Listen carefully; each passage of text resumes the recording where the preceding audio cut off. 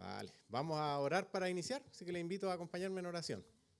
Señor, te damos gracias en esta mañana por permitirnos llegar hasta este lugar y con un propósito, Señor, que es buscarte, conocerte, escuchar de tu palabra, ponerla en práctica en nuestras vidas, Señor. Ayúdanos, moldea nuestro corazón, saca todo aquello que molesta, que estorba, Señor, para que tu obra pueda transformar nuestras vidas, nuestros corazones, y ayúdanos a ser sensibles, Señor, a tu palabra, a lo que nos quieras enseñar. Y ayúdanos también para que esto no se nos olvide, sino que lo podamos poner en práctica y poder usarlo, Señor, para tu honra, para tu gloria, para que tu nombre sea glorificado, Señor. Así que te pido por eso, te pido por los maestros, por los alumnos, de todas las edades, Señor, que todos podamos salir de aquí con algo de lo que tú hayas hablado a nuestras vidas, Señor. Así que pedimos esto y te agradecemos en el nombre de Jesús nuestro Señor. Amén. Bien, entonces vamos a invitar ahí a las distintas clases a que puedan ir a su sala. Y a los jóvenes experimentados como nosotros, que nos quedemos aquí, ya que vamos a continuar con nuestro estudio de los hechos. Hechos de los apóstoles, dicen algunos, hechos del Espíritu Santo, ¿cierto? Estamos viendo la obra de lo que pasó después de la muerte de nuestro Señor Jesucristo, muerte y resurrección, por cierto, y cómo comenzó a forjarse la iglesia, ¿sí? Y hemos estado estudiando, vamos a ir hoy día al capítulo 14, hemos estado estudiando, ¿se acuerdan? Los últimos 2, 3 domingos, ¿qué hemos estado viendo? Ya, pero ¿de qué? ¿Qué título le pondríamos? Aparte de Hechos 13 y 14. Sí, eso fue la clase pasada, muy bien. Pero hemos estado estudiando el viaje misionero de Pablo y Bernabé, ¿sí? Ellos iniciaron en una ciudad y salieron ¿a qué? A evangelizar, ¿cierto? A predicar, principalmente en la sinagoga. ¿Cuál era el mensaje ahí? ¿Se acuerda o no? Cuando ellos entraron a la sinagoga, ¿de qué hablaban? Muy bien, dígalo fuerte, Nicole. De Jesús, bien. Ese era el mensaje. ¿Por qué razón? Porque en la sinagoga estaban los judíos y ellos ¿qué decían? Que Jesús no era el Cristo. Por lo tanto, él, con Bernabé, lo que hablaban era eso primeramente. Y ahí habían gentiles, los gentiles se interesaban y se les predicaba el evangelio y muchos se iban convirtiendo. ¿Sí? Estamos más o menos redondeando la idea. Y ahora sí, tomando lo que nos dijo muy bien Carla, la semana pasada estuvimos viendo en los primeros versículos, los primeros 7 de Hechos 14, la verdad que divide. ¿Sí? ¿Y por qué dividía la verdad? ¿Se acuerda? A ver. ¿Qué pasaba cuando se anunciaba que Cristo era el Hijo de Dios? ¿O que Jesús era el Cristo? Muy bien. Por eso se dividía. Porque algunos creían y otros no creían. Y los que no creían, ¿qué hacían? Se iban en contra de los que creían. ¿Sí? Ya fuera persiguiendo a Pablo y Bernabé como a los mismos discípulos o las personas que habían creído. Muy bien. Por eso dividía. ¿Sí? ¿Y qué pasó? ¿En qué terminó este capítulo 14, versículos 6 y 7? ¿Se acuerda? O si quiere, léalo. Huyeron. Muy bien, Cris. ¿Por qué huyeron? Ya, pero hubo un motivo. ¿Por qué tuvieron que huir? Los querían matar, ¿cierto? Y con eso ya podemos cerrar. Querían darle muerte. Fue tal el nivel de persecución de esta palabra que dividía, que los que no creyeron, ya digámoslo así en buen chileno, choreados, estaban chatos de Pablo y Bernabé. ¿Y qué hicieron? Quisieron apedrearlos. Y ellos tuvieron que salir de ahí. Entonces, con este contexto, vamos a pasar al versículo 8. Bien. Miren, vamos a darle lectura desde el 8, que es lo que nos convoca hoy día, hasta el 22. Lo vamos a leer y después yo lo voy a ir explicando y vamos a tomar de aquí 2 puntos importantes. ¿Ya? Primero vamos a hacer la lectura. Dice el versículo, estamos en el 14, 8. Y cierto hombre de Listra estaba sentado, imposibilitado de los pies, cojo de nacimiento, que jamás había andado.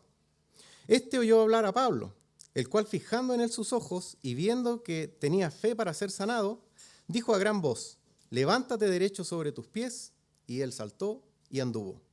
Entonces la gente, visto lo que Pablo había hecho, alzó la voz diciendo en lengua licaónica: dioses bajo la semejanza de hombres han descendido a nosotros. Y a Bernabé llamaban Júpiter y a Pablo Mercurio, porque este era el que llevaba la palabra. Y el sacerdote de Júpiter, cuyo templo estaba frente a la ciudad, trajo toros y guirnaldas delante de las puertas y juntamente con la muchedumbre quería ofrecer sacrificios. Cuando lo oyeron los apóstoles Bernabé y Pablo, rasgaron sus ropas y se lanzaron entre la multitud dando voces y diciendo: varones, ¿por qué hacéis esto? Nosotros también somos hombres semejantes a vosotros, que os anunciamos que de estas vanidades os convirtáis al Dios vivo, que hizo el cielo y la tierra, el mar y todo lo que en ellos hay.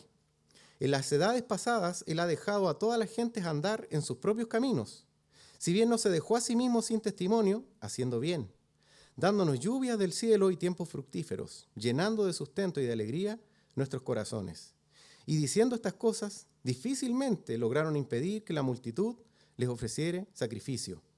Entonces vinieron unos judíos de Antioquía y de Iconio, que persuadieron a la multitud, y habiendo apedreado a Pablo, le arrastraron fuera de la ciudad, pensando que estaba muerto.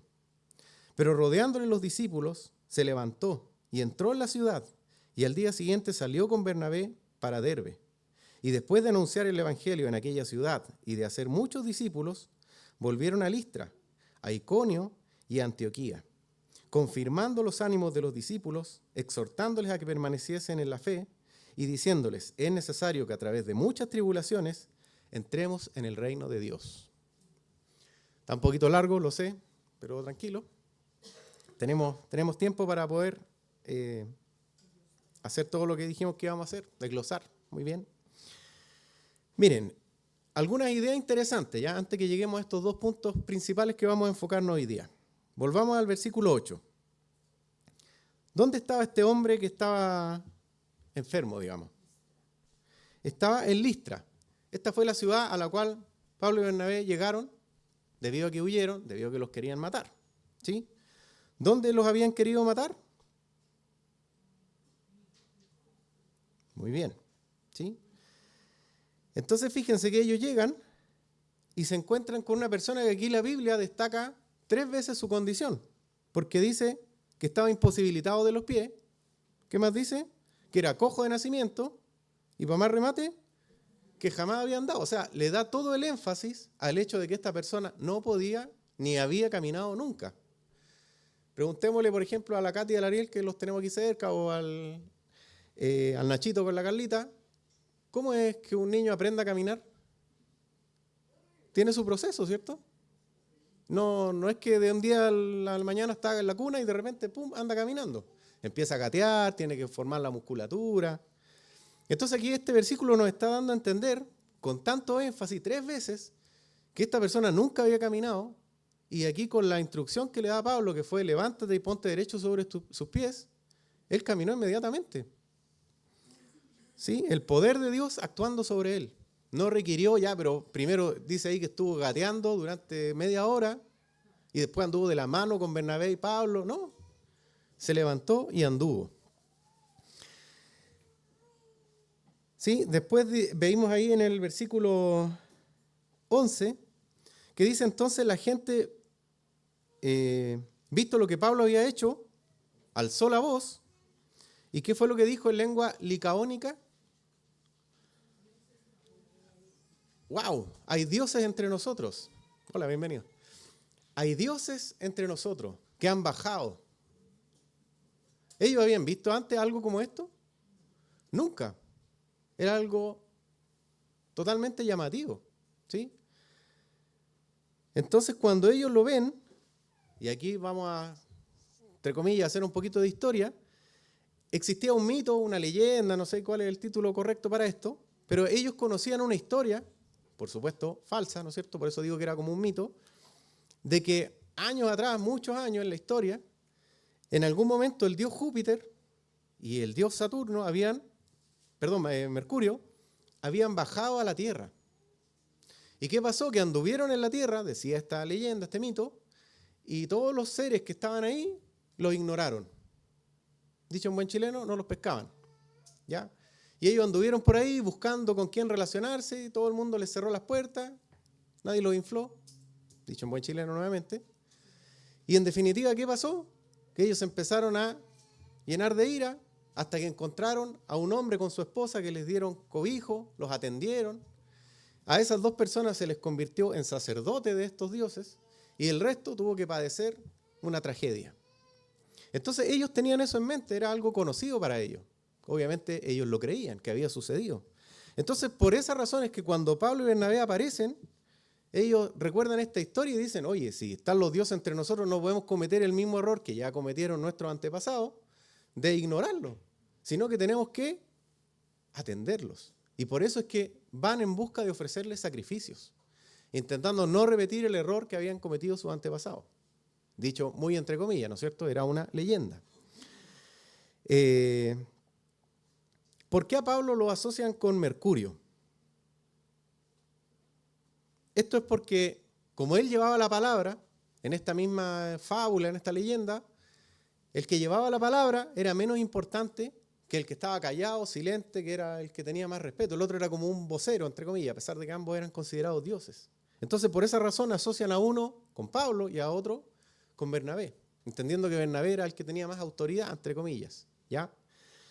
Lo asocian de esa manera e intentan ofrecerles sacrificio. Ojo que Pablo y Bernabé no habían ido para allá a buscar adoración. ¿Qué andaban buscando ellos? Evangelizar, anunciar el evangelio, hablar de Cristo, hablar de Dios. Eso es lo que ellos buscaban, no habían ido, oye, vamos a hacer milagros para que la gente nos reconozca, ¿cierto? Acá dice que estas personas hablaron en lengua licaónica, o sea, era el lenguaje que se hablaba ahí. Y Pablo y Bernabé no hablaban ese lenguaje, por lo tanto les costó entender, obviamente veían las acciones, empezaron a ver cosas raras, pero no lograban entenderse en el lenguaje.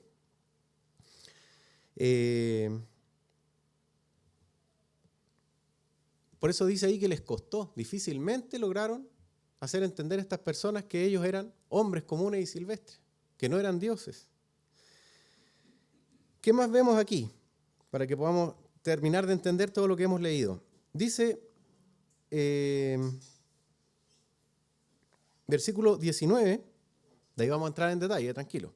Versículo 19 dice, entonces vinieron unos judíos de Antioquía y de Iconio. ¿De dónde dijimos que habían arrancado?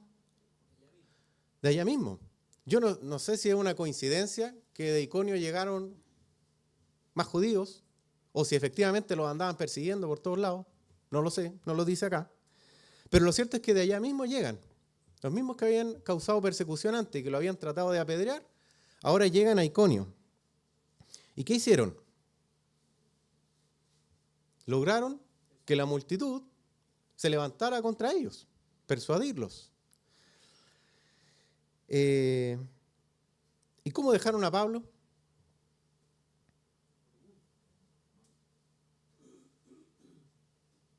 Dice ahí, ¿no es cierto?, que, versículo, estamos en Hechos 14, 19. Dice que persuadieron a la multitud y habiendo apedreado a Pablo, o sea, lograron su cometido, ¿no? Sí, ¿cierto?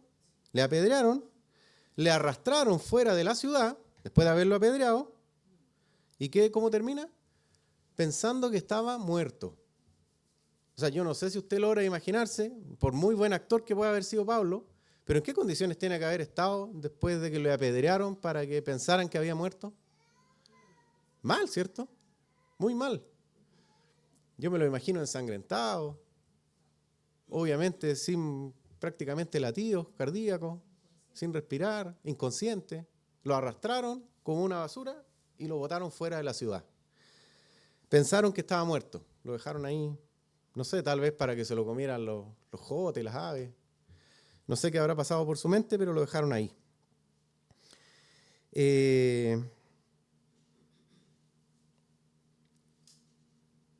Pero fíjense lo que pasa. Dice ahí que los discípulos le rodearon.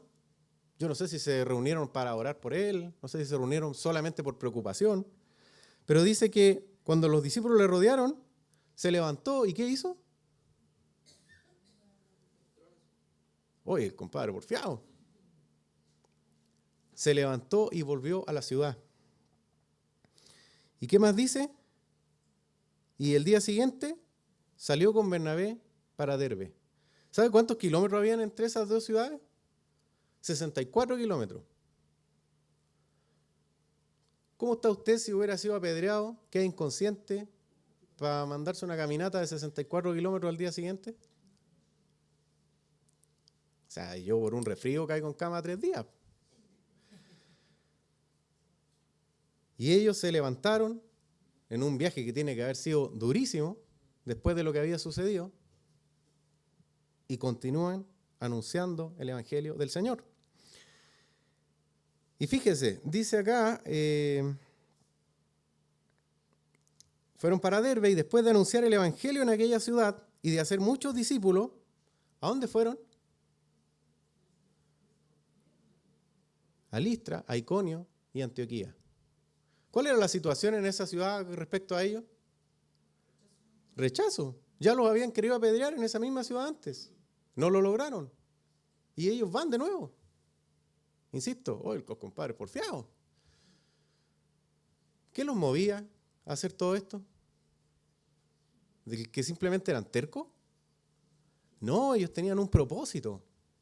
Y no iban a descansar hasta cumplir con lo que no es que ellos se lo hubieran puesto en su corazón, Dios se lo había encomendado. Y iban a hacer lo imposible por obedecer al Señor. Esto es lo que nosotros aprendemos aquí. Volvieron a esas mismas ciudades, donde tanta persecución habían tenido, para continuar con su propósito. ¿Y qué fue lo que hicieron cuando estuvieron en esas ciudades? Confirmaron el ánimo de los discípulos, les fortalecieron, les dieron crecimiento espiritual para que estuvieran firmes. ¿Y qué hicieron? Les instaron a permanecer en la fe.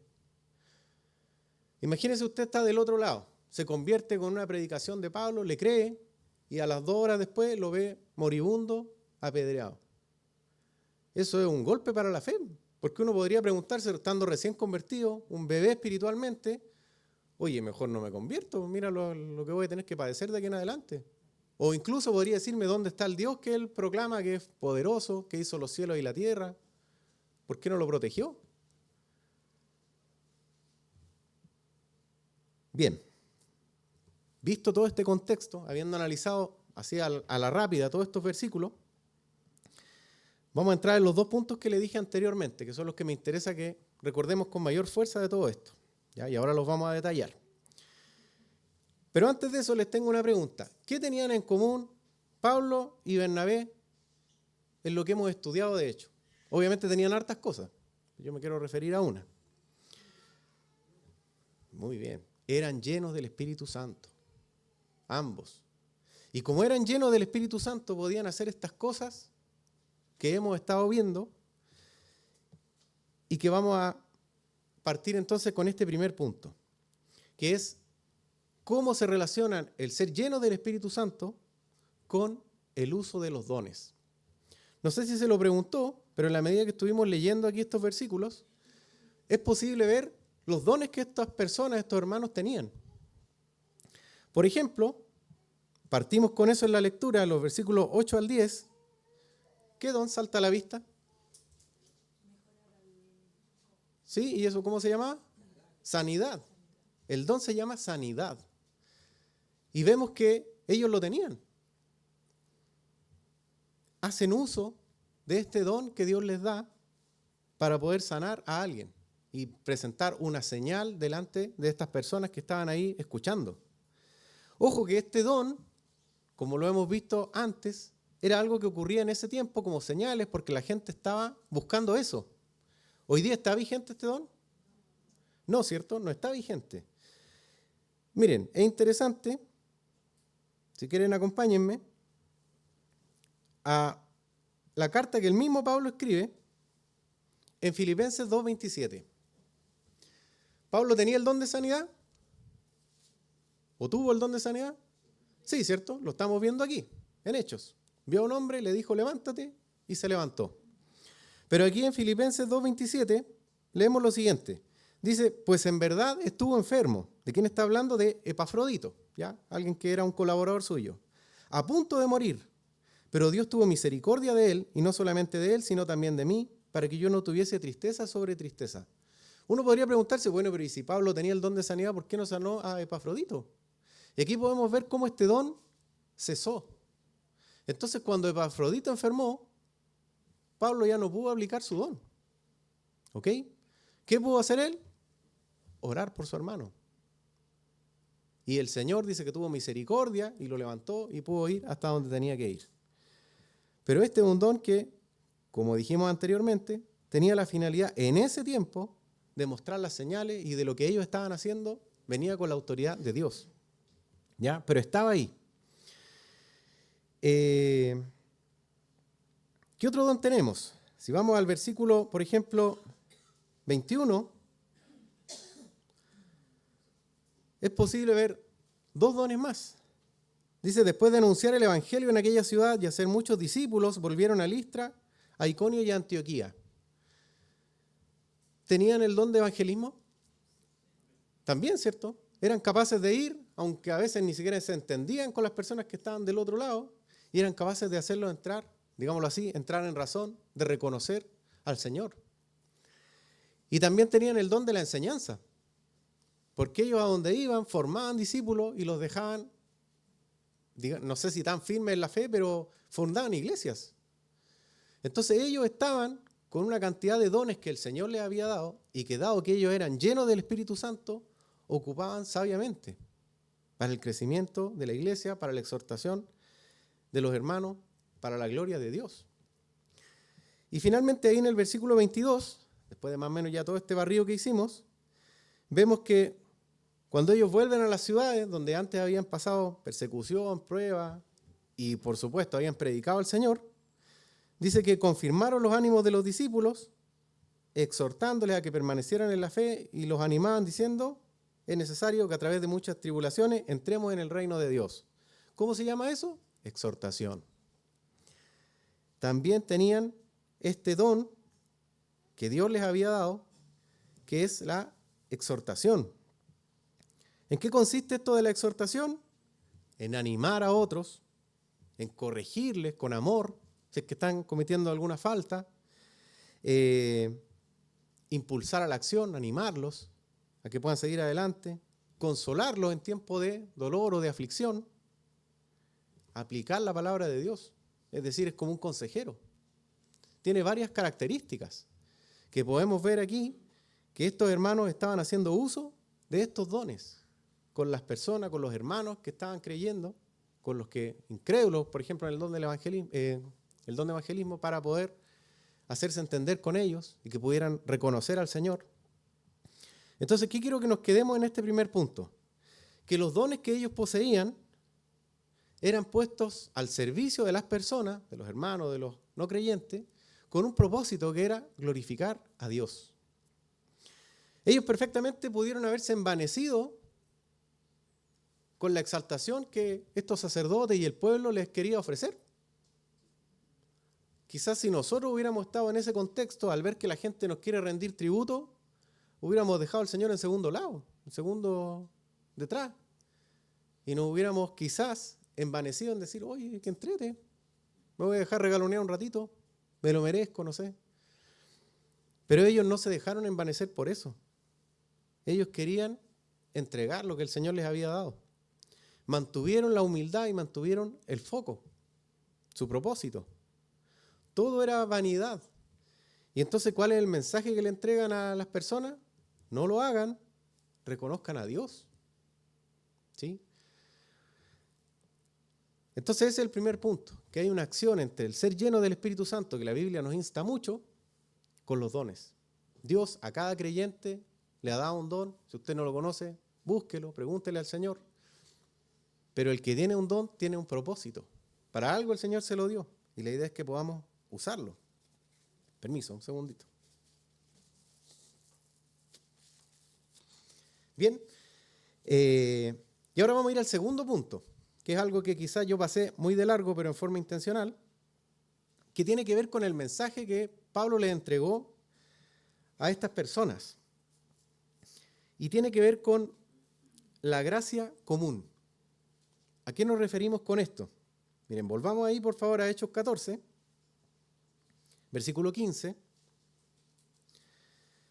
¿Qué es lo que Pablo y Bernabé dicen? Ellos dijeron: varones, ¿por qué hacéis esto? Nosotros también somos hombres semejantes a vosotros, que os anunciamos que de estas vanidades convirtáis al Dios vivo, que hizo el cielo y la tierra, el mar y todo lo que en ellos hay. Seamos medio obtusos, ¿ya? 0 o 1, blanco o negro. ¿Era el mismo mensaje que habían predicado antes? No, porque antes habían predicado a Cristo. ¿Por qué razón? Porque los judíos que estaban ahí no creían en que Jesús era el Cristo. Pero aquí está hablando con gente diferente. Aquí ellos se están enfrentando con personas que probablemente ni siquiera habían escuchado quién era Jesús. ¿Y qué es lo que les está diciendo? Conviértanse al Dios vivo, que hizo el cielo, la tierra, el mar y todo lo que en ellos hay. Obviamente es el mismo mensaje, el mismo Dios, ¿sí? Lo que quiero decir es que el foco del mensaje era diferente, siendo que era el mismo. Lo que cambiaba era el foco. ¿Y qué es lo que dice? En las edades pasadas, Él ha dejado a todas las gentes andar en sus propios caminos. ¿Ok? Si bien no se dejó a sí mismo sin testimonio, haciendo bien, dándonos lluvias del cielo y tiempos fructíferos, llenando a sustento y de alegría nuestros corazones. Y bueno, ahí donde dice que difícilmente lograron que la multitud cesara en este objetivo de ofrecerle sacrificio. Entonces, bueno, nosotros conocemos, ¿qué conocemos por gracia? La gracia de Dios. Principalmente lo asociamos a la salvación, ¿cierto? Entendemos que la gracia es este don, esta bondad de Dios que nos da cosas sin esperar nada a cambio y que lo hace por su infinita misericordia, ¿verdad? Lo entendemos generalmente con la salvación. Dios me salvó por gracia. Pero aquí podemos ver entonces esta, no sé si llamarlo segunda cara, pero que también existe una gracia común. No porque hayan dos, es la misma gracia de Dios. Pero nuevamente es como el foco lo que cambia. ¿Por qué razón? Porque Dios la ha mostrado al mundo. No necesariamente para salvación. ¿Cómo podemos entenderlo? Uno podría preguntarse, bueno, ¿por qué Dios sigue dando bendiciones a los pecadores? Que lo único que se merecen en la justicia de Dios es la muerte. Y Dios aún los bendice. Si salimos de aquí, ¿cuánta gente afuera no es creyente? Y tienen casa, tienen vehículos, están abrigaditos, viendo la tele. ¿Son bendiciones de Dios o es una casualidad? A eso me refiero con gracia común. La gracia de Dios se derrama igual sobre ellos. Y eso es lo que Pablo está explicando acá. Él dice que Dios no se dejó a sí mismo sin testimonio. O sea, nadie tiene la excusa de decir, es que, como ellos, por ejemplo, que no habían escuchado hablar de la persona de Jesús, pero está diciendo, pero Dios se les revela igual. ¿Y cómo es eso? Porque dice que Dios no se deja a sí mismo sin testimonio, haciendo bien, dándonos lluvias del cielo. Cuando llueve, llueve en la casa de los cristianos, ¿no? No, llueve sobre todos. Lluvia del cielo, tiempos fructíferos, llenando de sustento y de alegría nuestros corazones. Obviamente, quien no conoce al Señor no debe tener un corazón lleno de felicidad, pero pasa por muchos buenos momentos. Nacimiento de hijos, qué sé yo, que los hijos terminen de estudiar, el momento en que se casan, son momentos de alegría. Y Dios les permite poder ser participantes también de ello. Entonces, la gracia común de la cual estoy hablando es la gracia de Dios mediante la cual Él da a las personas innumerables bendiciones que no son estrictamente la salvación. ¿Ok? Vamos a ver algunos ejemplos de esta gracia común. Los incrédulos terminan o continúan viviendo en este mundo simplemente por la gracia común de Dios. ¿Sí? Si alguien respira, es porque Dios se lo permite. Recuerden que la Biblia misma nos enseña que la paga del pecado, ¿cuál es? La muerte. ¿Y ellos cómo están? Vivos, por la gracia de Dios. Él se los permite. En lo intelectual, ¿solo los cristianos tienen la capacidad de entender cosas? No. Cuando hablo de lo intelectual me refiero a las cosas que hacemos, conocimiento científico. Y Dios usa eso también para bendición nuestra. Por ejemplo, hoy día, bueno, ya no se usan tanto los libros y esas cosas, pero todavía existen imprentas. Y hay imprentas donde hay alguien que se le ocurrió la tinta, que se le ocurrió la maquinaria, y no necesariamente eran cristianos y trabajan en eso. Y son de bendición para nosotros porque podemos recibir libros, podemos recibir Biblia. Hay muchos ejemplos. El que inventó el auto, probablemente no era cristiano. El que inventó la rueda, el que se dio cuenta de la combustión, de la benzina. Pero para nosotros son bendición, pues tengo mi autito ahí, puedo trasladarme de un montón de kilómetros hasta la iglesia y viceversa. Entonces el Señor va derramando su gracia sobre todos. Si se fija, también desde el punto de vista moral, hay personas que sin conocer a Dios hacen, comillas, hacen el bien. Son lo que humanamente se conoce como buenas personas, hacen buenas obras. No andan matando gente, viven tranquilos, son honrados en su trabajo. No sé si todos, pero creo que todos conocemos personas así. Que a veces uno mismo se cuestiona y dice, oye, no siendo cristiano a veces actúa mejor que yo. No sé si a usted le ha pasado, a mí me ha pasado. Y que me motivan a, oye, pero tengo que ponerme las pilas. Entonces la gracia de Dios es esta gracia común de la cual estamos hablando y es lo que Pablo les está enseñando a ellos. De que este Dios, aunque ellos no conocían a la persona de Cristo, se les ha revelado. Y a eso les está instando a volverse. No a las vanidades que ellos creían, no a estas fábulas, no a estas historias, sino que se vuelvan al Dios que creó los cielos y la tierra. Entonces miren, para cerrar aquí este segundo punto. Esto de la gracia común debería producir una acción sobre nosotros, que es que deberíamos ser más agradecidos de Dios. No sé si lo había pensado. Pero cuando nosotros salimos a caminar, hacemos cosas comunes, salimos a nuestro trabajo, lo que sea, podemos ver los resultados de esta gracia común. Como les decía, que hayan caminos pavimentados que me permitan circular en mi auto, que hayan personas que puedan estar abrigaditas en sus casas. Podemos ver la cordillera nevada allá enfrente. ¿Y eso qué es? Una muestra de la gracia común de Dios, que ha bendecido a justos y a injustos. Sobre todo es derramada la gracia de Dios. Entonces, estas bendiciones que nosotros podemos ver en la calle, en nuestro trabajo, donde sea, no son solo la evidencia del poder de Dios y la sabiduría que Él tiene. No solo, porque sí lo son. Pero también son una manifestación continua de la gracia de Dios.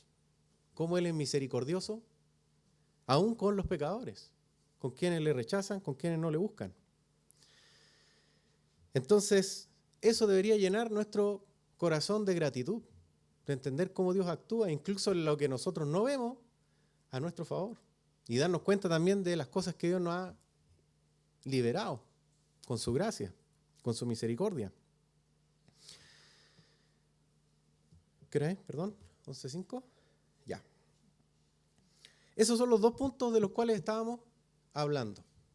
La relación de la llenura del Espíritu Santo con los dones y esta explicación que Pablo les da, que es la gracia común, que nos insta y nos motiva entonces a poder ver al Señor en lo que nos parece imperceptible. Ahí Él está, hablando a la creación. Que nadie pueda decir, es que a mí no me dijo, es que yo no viví en los tiempos de Jesús. Ahí está la evidencia. Hay un Dios que sustenta todo. Bien, vamos a pasar entonces a la reflexión final, que consiste en lo siguiente. ¿Con qué podríamos quedarnos de lo que hemos estudiado hoy referente a los dones? Que vimos que Pablo y Bernabé estaban usando en este viaje misionero en la medida que recorrían ciudades. Yo escribí aquí lo siguiente, mire, los dones que Dios nos da son para su gloria, en primer lugar. Y por lo tanto debemos ponerlos al servicio de la iglesia con la mirada puesta en que no es una virtud nuestra. Dios nos la da. Entonces, si yo tengo el don de la enseñanza, no es que yo sea bacán en enseñar, no es que yo sea seco, es que el Señor me lo dio. Y por lo tanto, ¿cuál es mi rol? ¿Cuál es mi responsabilidad? Estudiar, prepararme para poder enseñar y usar ese don de la mejor manera delante de mis hermanos. Si tienes el don de la exhortación, ¿cuál es tu rol? ¿Qué debes hacer? Lo mismo, prepararme. Yo voy a tener que aconsejar, voy a tener que ayudar a alguien. Y para eso tengo que estar en comunión con el Señor, tengo que estar lleno del Espíritu Santo, tengo que conocer su palabra para que mis consejos no sean míos, sino que para que lo que yo diga sea puesto por el Señor, que es lo que hemos visto que ha ocurrido aquí. Las personas no se convertían al Señor porque Pablo fuera súper bueno para explicar y usaba la metodología del titiritero no sé cuántín. No. ¿Qué es lo que él hacía? Era lleno del Espíritu Santo, oraba constantemente y por lo tanto cuando llegaba, él tenía la palabra correcta porque el Señor la ponía en su boca. Y eso es lo que nos manda y nos motiva a nosotros. Por eso debemos ser llenos del Espíritu Santo, por eso la Biblia lo habla reiteradas veces. Porque no es que nosotros hagamos la obra, sino que es el Señor el que debe hacerla a través nuestro. El segundo punto es el mensaje que Pablo entrega a estos incrédulos, ¿sí? El sermón que él les da, entre comillas, para evitar esto que iba a pasar, nos muestra cómo Dios se ha revelado siempre a su creación. Y nos muestra a nosotros en cada detalle cómo Él está siempre en control de todo. Lo que hablábamos recién, gracia común. La gracia del Señor se manifestó y nos dio salvación. Gracias, Señor, por eso. Pero se ha manifestado también con nuestros semejantes, con nuestros pares, con nuestros vecinos. ¿Y qué debería movernos eso a nosotros? A ser más agradecidos del Señor. A ver cómo su mano sostiene su creación. Algunos piensan, ¿no es cierto?, que fue algo fortuito, una posibilidad de una entre no sé cuántos millones que pudiéramos estar nosotros con vida. Pero nosotros, ¿qué creemos? Que no es fortuito. ¿Cómo iba a coincidir todo de tal manera de que la creación se sostiene? El Señor la hizo y Él se ha revelado siempre a través de la creación.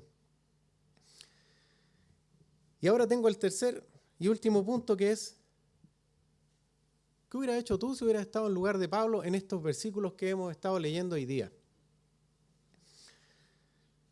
En primer lugar, vimos que ellos volvieron a Iconio y volvieron a Listra después de que en esos lugares les quisieron matar. ¿Tú volverías? Difícilmente. Y podemos ver que ellos, ¿qué los movía?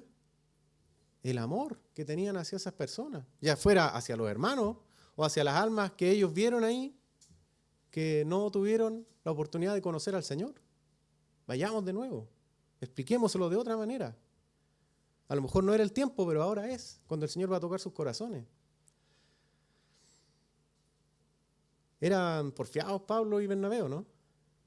No, ¿cierto? Ellos estaban convencidos en que el Señor los estaba mandando.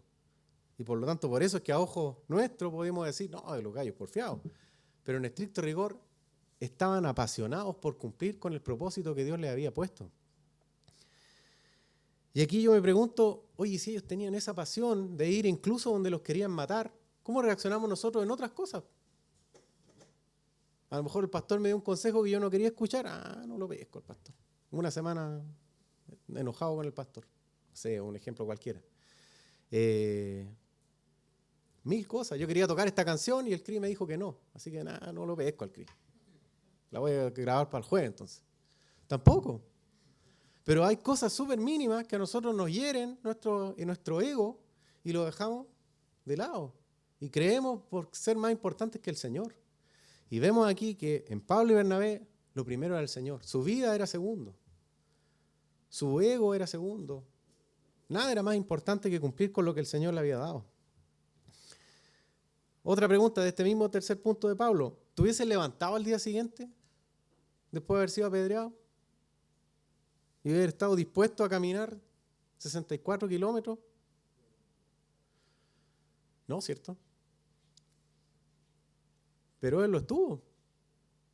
Y obviamente el Señor le daba la fuerza y todo, pero los moretones estaban, las heridas estaban, el haber estado inconsciente, sus órganos quizás aplastados, las secuelas, yo me imagino ese camino, tienen que haber parado 25.000 veces porque Pablo ya no daba más.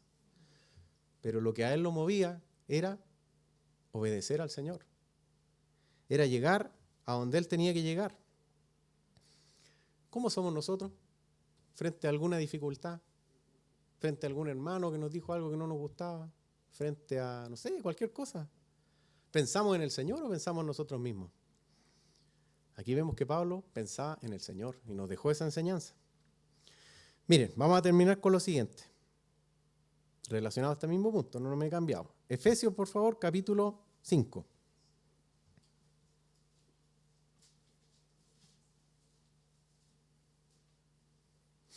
¿Sabe quién escribió Efesios? Pablo. Le escribió una carta a los hermanos que estaban en Éfeso, por eso se llama Efesios. Y ahí en el versículo 15 y 16, él les dice lo siguiente a estos hermanos. Mirad pues con diligencia cómo andéis, no como necios, sino como sabios, aprovechando bien el tiempo, porque los días son malos. ¿Cómo cree que aprovechó Pablo el tiempo entre que lo apedrearon y tuvo que ir a Derbe? Aquí tenemos el ejemplo de que lo que él está diciendo no eran simples palabras, él ya lo había vivido. Y lo que le está diciendo a los hermanos es con un fundamento. Aprovechar bien el tiempo. Él podía haberse quedado una semana más y lo hubiera aprovechado, porque hubieran ido los hermanos, esos mismos discípulos que lo rodearon, que a lo mejor lo ayudaron a levantarse y lo volvieron a ingresar a la ciudad. Podría haber sido de provecho para ellos. No es que hubiera sido desaprovechar el tiempo, pero él tenía un propósito que era un viaje misionero. ¿Y cómo lo aprovechó? Precisamente como estamos leyendo acá. Bien el tiempo. Ni siquiera un apedreamiento pudo impedirle levantarse al otro día y continuar con lo que estaba haciendo. ¿Cómo aprovechamos nosotros nuestro tiempo? No da ni va a explicarlo, yo creo. Todos lo sabemos. Y Pablo les dice, aprovechen bien el tiempo, los días son malos. Hay que estar preparados. Y precisamente preparados no solo en lo físico, que es lo que vemos que él hizo, sino en lo espiritual. Por eso es que he resaltado el hecho de ser lleno del Espíritu Santo. Porque si uno está firme con el Señor, cuando vienen estas pruebas así de duras, que nos mueven el piso, tenemos que estar lo suficientemente firmes para que si nos caemos podamos levantarnos. Y no pasar una semana ahí como una tortuguita con la caparazón al revés, esperando que alguien nos ayude. Eso es lo que Pablo está instando aquí. No sé si les queda alguna pregunta. Ya estamos justo en la hora. ¿No? ¿Un comentario? Mientras esperamos a los niños. Ya, Miguel, diga algo. Para yo poder limpiarme la nariz.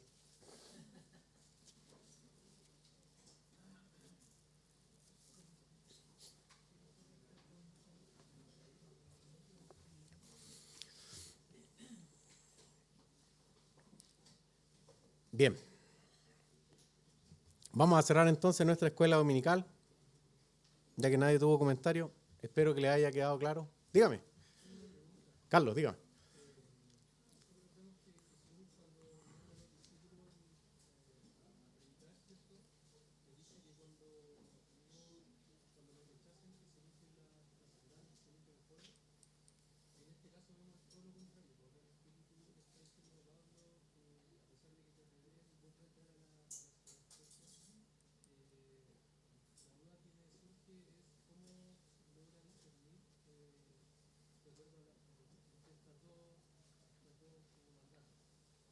Claro, lo que pasa es que lo que leemos aquí en Hechos es que si te fijas, cuando él regresa con los hermanos. Dice ahí, a exhortarle a que permanezcan en la fe. Y de hecho en algún momento también habla y les dice, prácticamente se da a entender como que la salvación fuera por obra, porque le dice es necesario que padezcamos para que podamos, no sé si la palabra es disfrutar, pero tener el reino de Dios. Y claro, o sea, en el fondo lo que él está, no es que la salvación sea por obra, sino que lo que él está diciendo es, oye, esto tiene que pasar, ¿sí? Entonces, ¿cuál es la diferencia entre esas dos cosas? Es que precisamente cuando el Señor les dice, vayan, los encomienda con una misión, y si el que no quiere escuchar, sigan su camino, es porque ellos tenían que avanzar, tenían que cumplir con un propósito y por lo tanto no podían quedarse atrás, sino que el objetivo estaba adelante. Lo que vemos aquí en Pablo es que él hace este mismo recorrido, explica en las ciudades, pero los que se convierten tienen que afirmar su fe por lo que habíamos visto antes, que iban a venir pruebas, iban a venir aflicciones, y eso no los podía desanimar. Entonces, cuando Él vuelve, probablemente habló con gente incrédula, pero Él vuelve con este propósito que leemos en la Biblia, que es afirmar a los que habían creído. Entonces, no sé si eso te responde, pero un poco por ahí va la cosa. Cuando Él se regresa, va regresando, pero no hablando abiertamente, sino que va afirmando la fe de los cristianos, de los que habían creído. Ahora, eso no impide que los otros probablemente hayan escuchado 2, 3 o 4 veces el mensaje. Probablemente lo hicieron, a lo mejor algunos se convirtieron a la segunda, a la tercera, eso ya depende del Señor. Pero cuando Él se regresa, lo hace con ese objetivo de afirmar la iglesia que se estaba formando. Bien, ahora sí. ¿Cómo le fue a los niños? ¿Bien? ¿Todos contentos? Ya. Bien, vamos a orar entonces con este ánimo que nos han dado los niños para cerrar esta etapa. Señor, te damos muchas gracias por permitirnos compartir tu palabra. Gracias por tu enseñanza. Gracias por nuestros hermanos que pudieron dejar testimonio aquí también de lo que es ser lleno del Espíritu Santo, de cómo esto debe movernos a nosotros a buscar lo mismo, a usar los dones que tú nos has dado para glorificar tu nombre, Señor. Perdónanos si en algún momento hemos creído ser nosotros el centro de atención, porque no somos nosotros, Señor, el centro, sino que eres tú, es lo que Cristo hizo en la cruz. Y queremos transmitirlo fielmente, Señor, por lo cual te pido que nos ayudes para que podamos entender tu palabra, dejarnos moldear por ella y poder, Señor, ser de bendición tanto para nuestros hermanos como para quienes nos rodean, sobre los cuales hemos aprendido hoy que tu gracia también es derramada, Señor. Así que gracias por tu misericordia, gracias por tu amor, por tu perdón y por permitirnos hoy estar aquí compartiendo de tu palabra. Así que dejamos todo esto en el nombre de nuestro Señor Jesús. Amén.